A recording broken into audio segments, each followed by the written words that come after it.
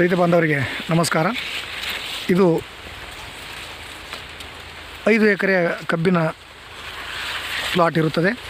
ಈ ಕಬ್ಬಿನ ಬೆಳೆಗೆ ನೆಟ್ಸಪ್ ಕಂಪನಿಯ ಬಯೋಪಿಟ್ ಪ್ರಾಡಕ್ಟ್ಗಳಾದ NPK, ಸೇತ್, ಸ್ಟಿಮ್ರಿಚ್ 99 ಉತ್ಪನ್ನಗಳನ್ನು ಬಳಸಲಾಗಿದೆ. ಬೀಜೋಪಚಾರ ಮಾಡಿ ಈ ಕಬ್ಬು ನಾಟಿ ಮಾಡಿರುತ್ತಾರೆ.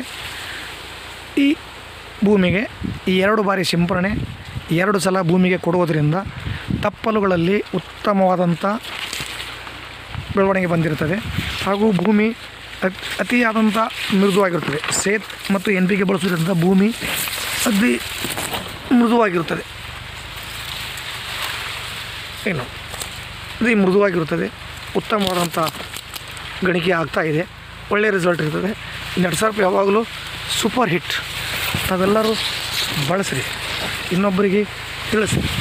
ಧನ್ಯವಾದಗಳು.